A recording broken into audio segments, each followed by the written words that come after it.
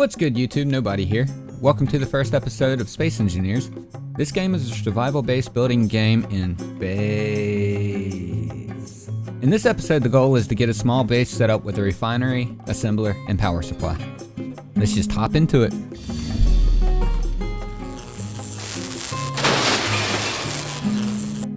First thing to do in this game is just wait for your landing pod to land and get out. I like to go get some stone for my landing pod as soon as I land, so the best way to do this is to right click with your drill until you get down into the stone, then you can left click to actually pick up regular stone. At this point, go ahead and put all your stone in there by using Alt middle click and queue up a bunch of ingots inside of the survival kit.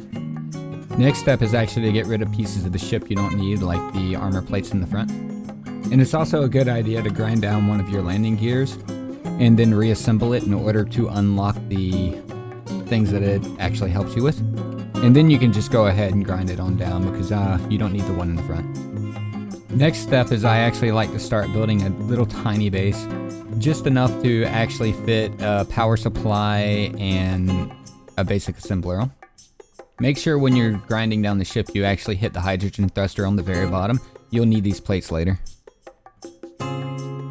It's also a good idea to go ahead and cut out a couple slots for the engines as well. I like to use these little slits right here. It just fits right on in there.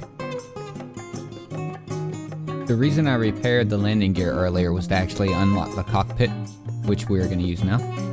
Make sure you've ground out the entirety of the inside of the ship, including the seat, and then you can just fit the cockpit right on in there.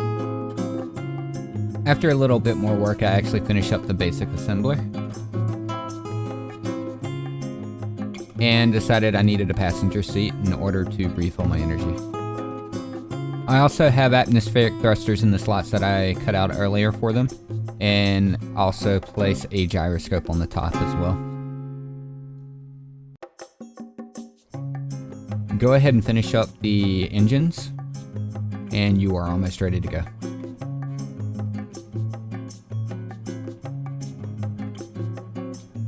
At this point, I actually like to put my drill in as well, that way we can actually drill when we get to our new place.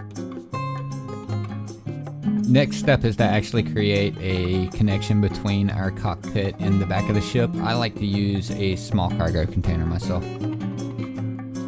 Go ahead and finish that up and move on.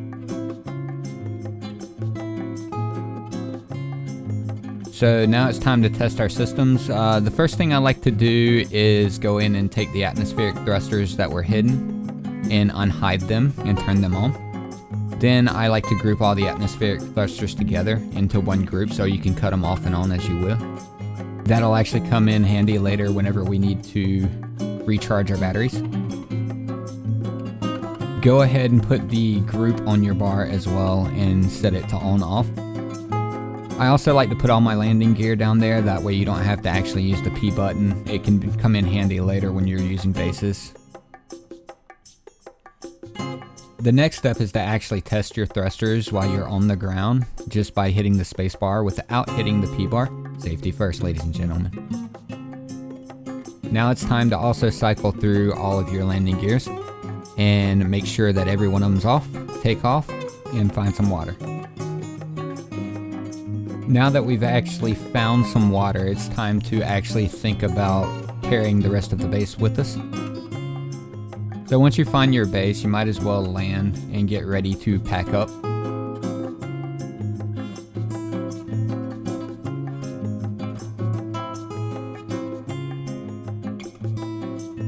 So you can go ahead and start grinding down your base. I recommend starting from the top and moving down, that way you don't accidentally drop anything, because you can destroy things just like that.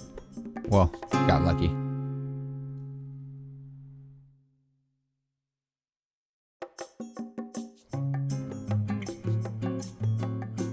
Also, while you're at it, you might as well empty out your basic assembler, that way you don't drop all your components all over the floor as well.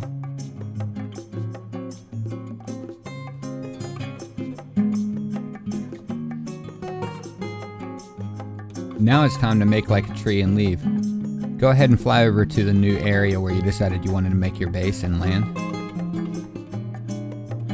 I decided to also very carefully test out my mining rig to make sure that everything was going to work well. I just went to the closest rock and started mining.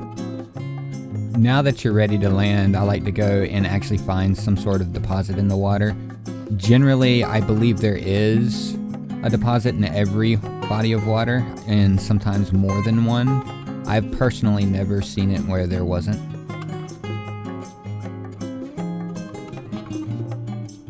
Now that we've actually landed our ship, you can go ahead and start building your base on the water as well.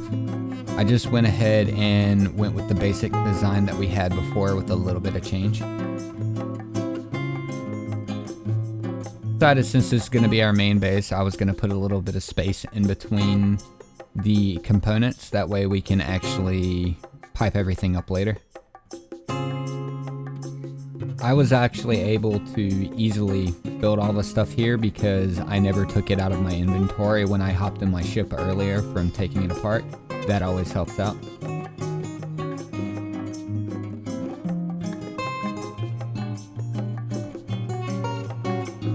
And obviously the first thing that I wanted to make was actually a power supply and the assembler, so I just went ahead and rebuilt the base as we stated earlier. One important thing is, since it only has one battery, we don't want our landing pod to actually run out of energy. So it's best to start thinking about hooking up a way for it to connect to the base and recharge the batteries. And in order to do this, I like to hook up a conveyor junction and a connector to both the base and the ship. This will allow you to recharge the batteries pretty easily. It's worthwhile now, that way you don't have to worry about it.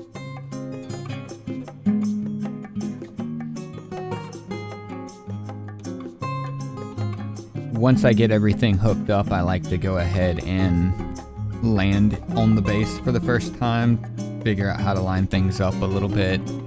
It can be a little bit tricky to dock this way, but it's actually not too bad. So then I just started on the skeleton of the base a little bit and building out the base. Now here I misplaced a block. I actually put an assembler, or basic assembler, down when I actually meant to do a conveyor junction.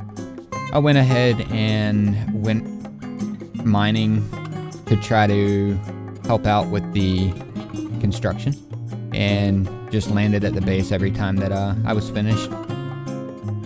Be careful not to lean too far backwards with this ship as well, because you will actually damage it.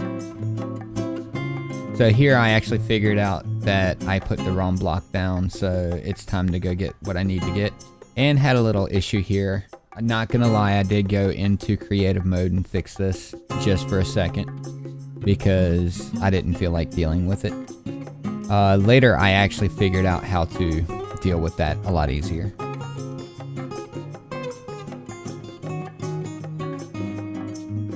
This just goes to show that you need to be prepared, because anytime you don't think about something, it's gonna be a major problem.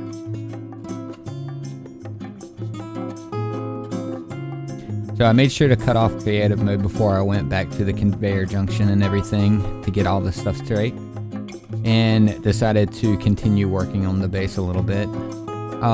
In the meantime, I actually went back and forth mining and basically just queuing things up. The easiest way to queue things up is to actually make sure that it's in your build planner by bringing out your welder and right-clicking on the item. Once you've done that, you can actually go to your assembler or really any connection on your base and just shift middle click, and it'll queue up all the items that you need in order to finish those pieces. And then you can middle click later to pull everything out for those pieces. Now that we're finished with our conveyor junction, we actually decided to add a refinery as well, a basic refinery. It's a little too early to start the regular refinery because it's super expensive. I think it's like 1,200 iron. And I think this is a good stopping point here. As always, hope you enjoyed the video. Since you made it all the way through, be sure to tickle that like button, leave a comment, and help the channel reach its goal of 1K subs. Also, don't forget the notification bell as well. In the next episode, we will begin expanding the base and upping our production. If you want to see more survival-based content, be sure to click one of the videos on your screen now.